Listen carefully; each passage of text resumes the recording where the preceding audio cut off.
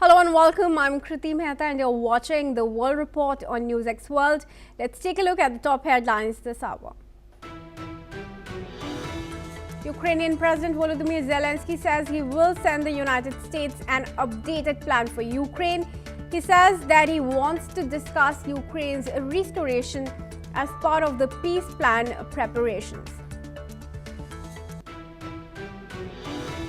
Ukraine's President Volodymyr Zelensky says the country could hold elections within 60 to 90 days if the US and Europe provide security guarantees. He adds that Kyiv would move to change the law once those guarantees are secured. Ukrainian President Zelensky says that Ukraine currently has no chance of joining NATO, as the United States and several other countries do not yet see it as ready. He stressed that Russia would never accept Ukraine's NATO membership. US President Donald Trump says that consumer prices in the United States are coming down tremendously. He criticized Democrats, calling their concerns over the cost of living a political hoax. Chinese Defense Ministry cites annual joint strategic patrol with Russia. He further stated that China and Russia had carried out their 10th joint strategic patrol in the airspace above the East China Sea and the Western Pacific. Syrian Emergency Minister Raed Al-Saleh and UNFPA representative Inshra Ahmed held talks on boosting cooperation in energy response, including updating Syria's national risk assessment matrix. Both sides stressed stronger coordination, greater women's participation in response teams. Cambodian Information Minister Neet Phiactra has stated that about 54,550 Cambodian residents have fled their homes for safe shelters as border conflict with Thailand has entered a third day, while Cambodian Defense Ministry spokesperson said 7 Cambodian civilians were killed in the conflict.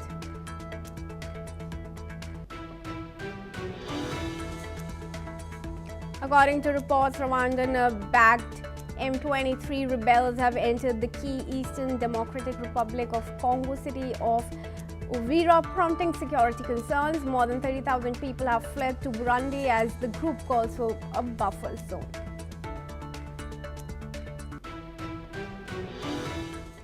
And let's start with the top focus this hour, viewers. The Kremlin has said that the US President Donald Trump's latest comments on the Ukraine conflict, including his assertion that Russia will win and that Kyiv may have to surrender territory, align closely with Moscow's position.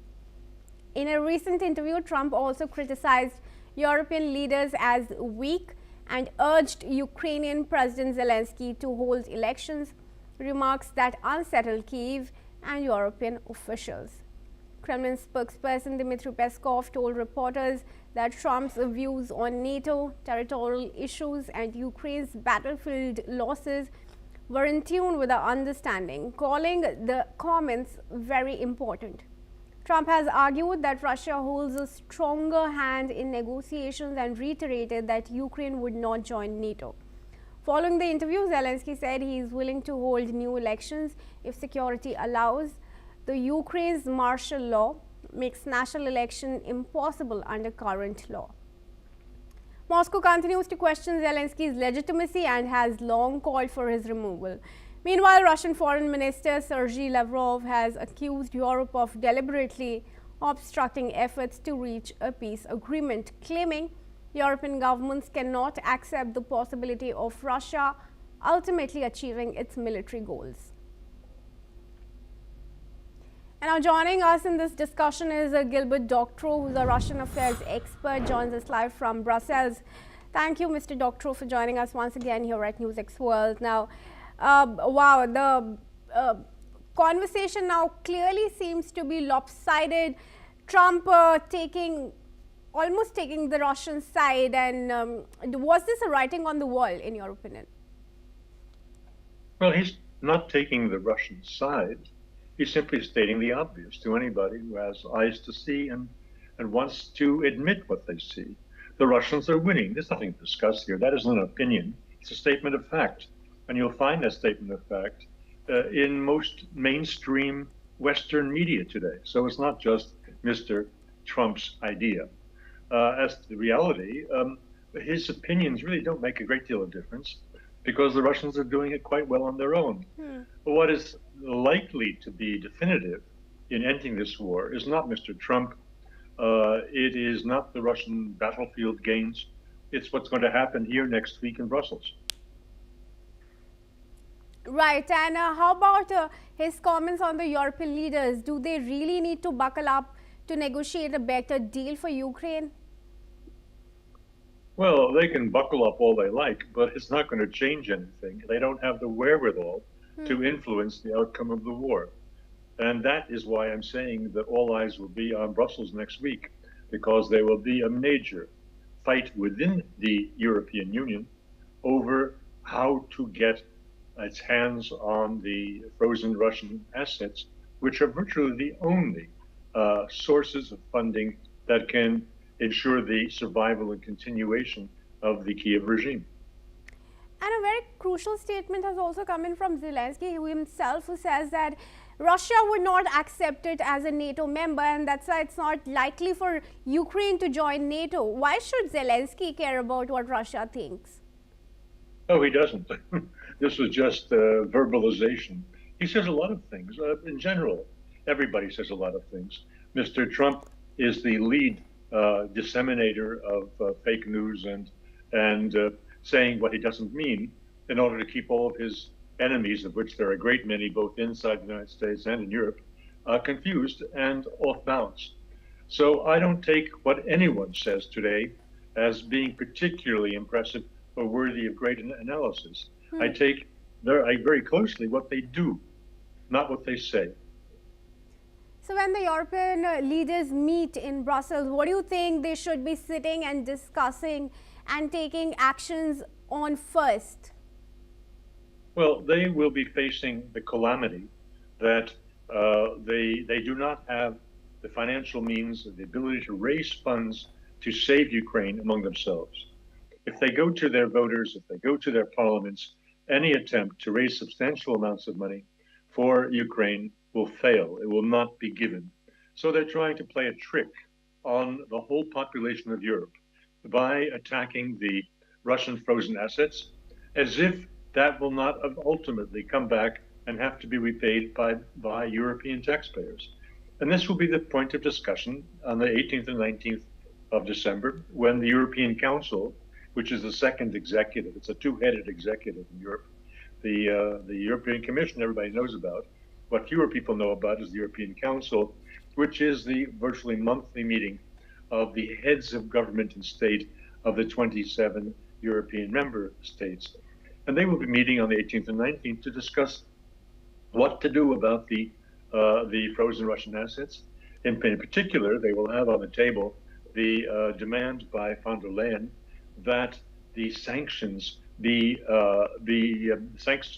extended against Russia, be extended indefinitely, not voted on every 6 months. The reason for that is that any loan that Europe would take out against collateral of the frozen Russian assets would be liable to undoing at any time if those sanctions were reversed by an adverse vote, a veto by any one of the member states.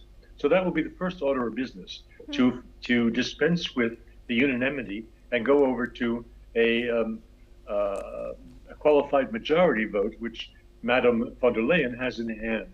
That is highly contested and can set in motion a big challenge to the European institutions in general. Assuming that she wins that initially, because it's not going to be solved in one day, the challenge will go on for a good long time. The second problem is, how do you get your hands on the money? And even if Mr. Bart de Wever puts in a veto on this, and even if that veto is overruled because of the qualified majority principle that von der Leyen hopes to implement, Euroclear itself is dead set against this as a violation of international law. And I cannot see 1 euro cent of money being put up by European banks against those frozen assets if the unfreezing of those assets for purposes of collateral is challenged by the institution which holds the assets, namely Euroclear. Right. All right. For now, I'd like to go, Mr. Doctor, for thank you. But thank you for joining us here. And with that, we now move on to news from China over Taiwan. Now, China has reiterated that both sides of the Taiwan Strait are its sovereign territory, asserting full sovereignty rights and jurisdiction over the waters. The statement was made by Chen Binhua, who is the spokesman for the Taiwan Affairs Office of the State Council, during a press briefing in Beijing.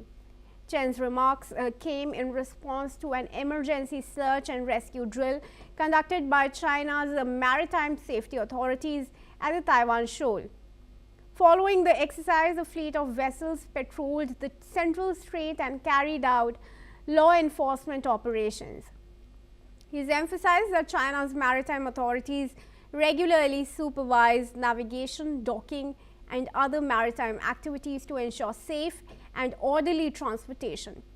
Chen has further criticized Taiwan's ruling Democratic Progressive Party for pursuing what he called a secessionist agenda, accusing it of spreading false narratives that undermine peace and stability in the strait. Let's listen into comments made by Ben Binhua.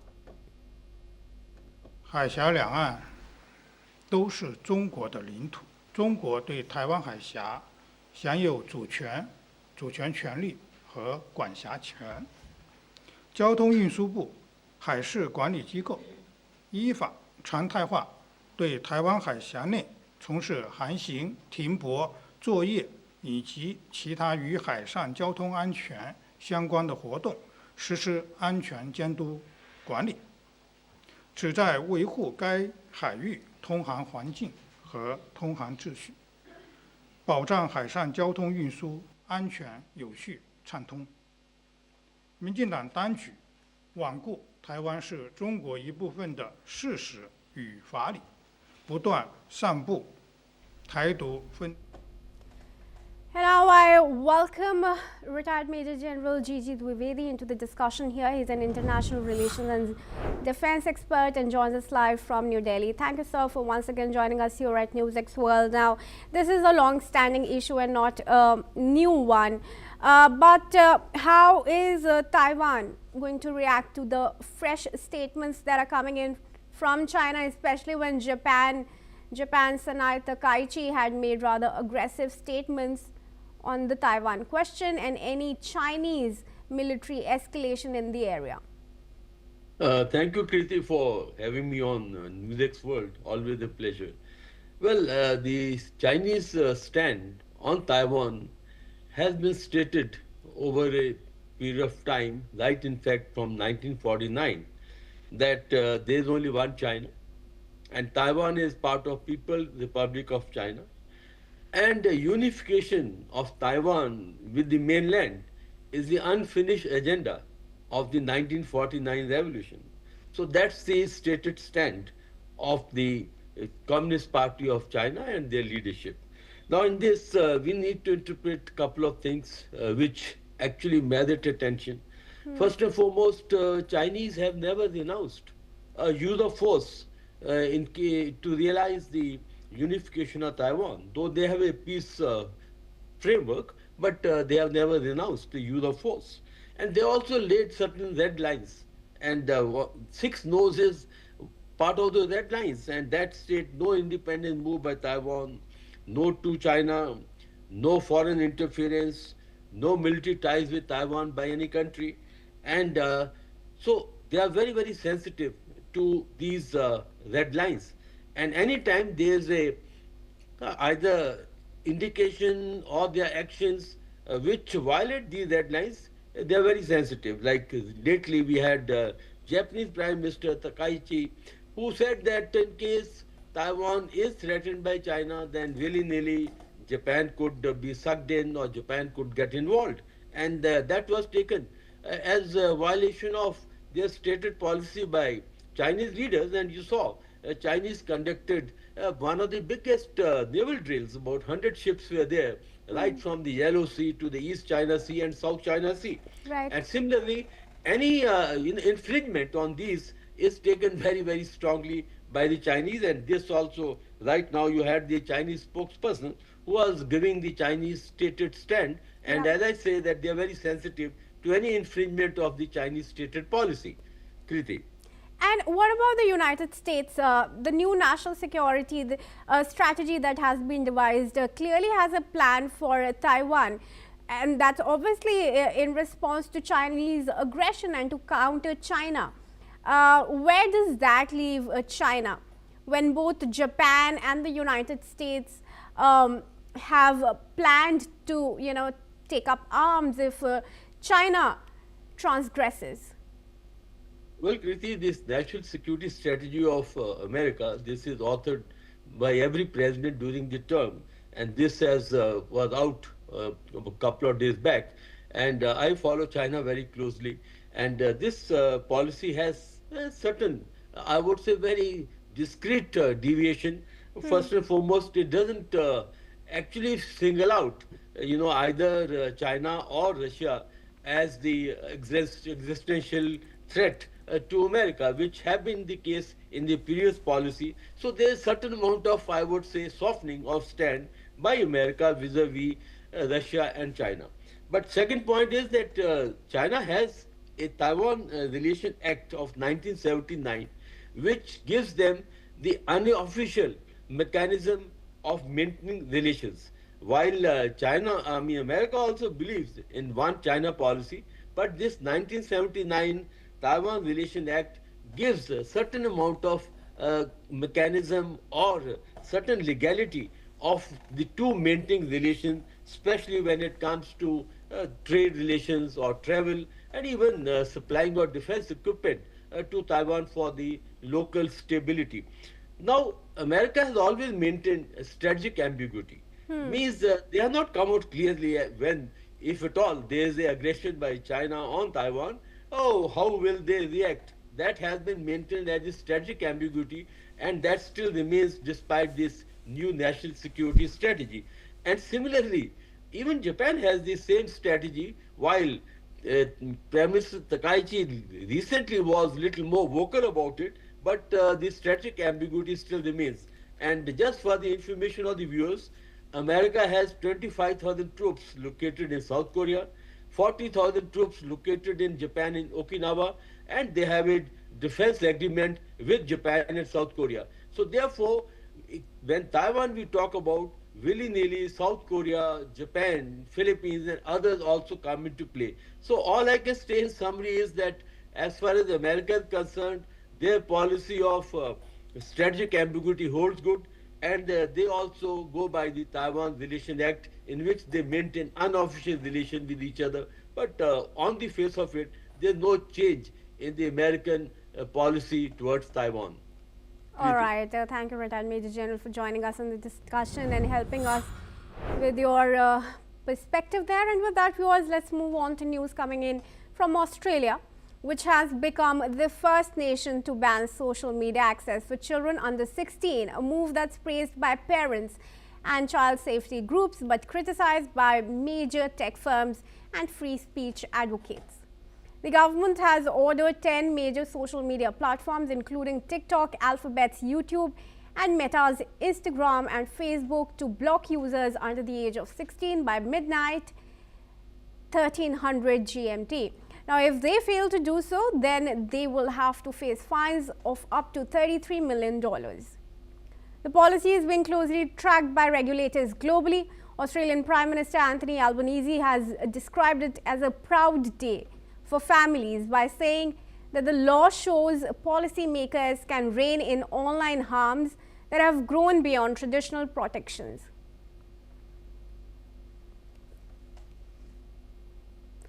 And now joining us in this discussion is Himanshu Sharma, who is a coordinator at Council for Toy Library in Australia's Melbourne.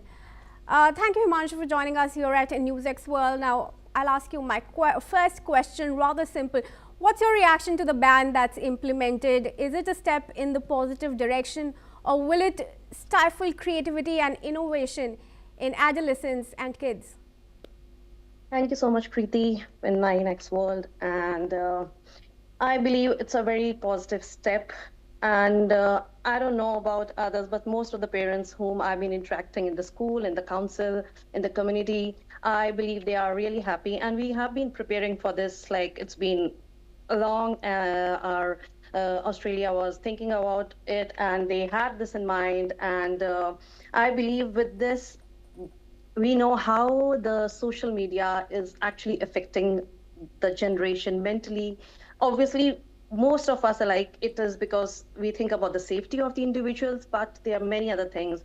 I believe the time in which like below 16 is the time when these kids, they can, they should concentrate concentrate or think about the career. They have the, that is the time when they can choose the career path. And this will give them that opportunity to think about it. Other things are like the health issues which children are facing. When we see the social media and how much it is influenced, we get influenced about it, with it, and how the kids are getting influenced about it. It's like it's all about like all around them. The exposure they are having, their physical, mental development. If we see by health, like into how their health is getting affected, kids are getting so much into it that most of them, this generation, like for example, they are hitting the puberty maybe early. The screen time, it's so much that interaction with the parents is also, I feel, is limited. This will give an opportunity for them to, interact together and concentrate more on their education. Yeah, that's what I believe. So you're in favor of the ban, but as a parent yourself of 2 children, what do you think can be some of the key challenges in enforcing this ban? Will teenagers particularly be able to find loopholes still? And what role do you see playing as a parent? Certainly, there is going to be challenge, and with the age we're going to be dealing, the age, this is that crucial age, and there's so many emotions, they're coming out from their teen, they're trying to understand the world. And suddenly, if we see as a parent how much we are addicted, I mean, I don't mind saying that. So imagine that age, it will be a challenge, and certainly they are so tech savvy, they know so many loopholes, they will try to figure it out a way, but this is a time where not even the companies, the social medias, we are like, they're helping to ban it and all. Even the parents need to, indulge and, try to help the kids to understand how it is affecting them in mentally, socially, and even, physically. And yeah, certainly. So does it help that the blame of the violations will be on the big tech giants and not on the parents, according to the law? See, one thing is there, the main things, how the things are getting banned, the technology, it is well understood by the IT companies and it falls in their hand. But I believe even parents, they are responsible. Now, how the things are, like, I know, like everyone is busy, they are working moms, their parents are working. And I totally agree how the world is going on. Then the time we have to spend with our kids, sitting on one table, having a meal together, it's not, like, not everyone is able to get that. So I believe, yes, parents need to, it will go hand in hand. Right. Parents should take it positively and, try their best to take out some time and yeah. All right. Thank you, Himansh, for joining us in this conversation. Appreciate you taking time out for us. And with that, viewers, let's shift our focus now. News from South Korea is coming, which is considering building a $3.06 billion foundry to manufacture chips funded by state and private investment. The industry ministry has said amid efforts to ensure the country remains a powerhouse in semiconductors. President Lee Jae-myung presided over a meeting attended by executives from chip makers including Samsung Electronics and SK Hynix, as well as policy makers and experts to lay out plans to maintain the country's lead in memory chips, strengthen the foundry business and expand fabless chip design in the AI era. The industry ministry has said in a statement that South Korea will consider setting up a 12-inch 14 nanometer foundry jointly backed by the public and private sectors to help fabulous firms develop and test chips. South Korea will also seek to locally produce defense-related semiconductors, given that the sector relies on imports for 99% of its supplies. That's what the ministry is saying. A special committee on semiconductors will be established under President Lee to act as the control center for national policies on chips. Let's in fact listen in to what Lee has said. 이제 새롭게 도약해야 되는데 산업 경제 발전이 그 핵심이라고 생각이 되고 그 중에서도 반도체 분야가 아무래도 우리가 매우 경쟁력을 가지는 전망 있는 영역으로 생각됩니다. Now moving on, the Norwegian Nobel laureate and the institute has confirmed that the Venezuelan opposition leader Maria Corina Machado will not be attending the Nobel Peace Prize ceremony in Oslo, even as questions mount over her whereabouts and the political pressure surrounding her. Machado had been scheduled to receive the prize at Oslo City Hall in the presence of King Harald, Queen Sonja, and visiting leaders including Argentine President Javier Milei and Ecuadorian President Daniel Noboa. Machado was due to receive the award in defiance of a decade-long travel ban imposed by authorities in her home country and after spending more than a year in hiding. Meanwhile, her mother has reacted emotionally to the situation, noting that she is present in the souls of loved ones. That's all we have time for. Keep watching NewsX World for more news updates from around the world.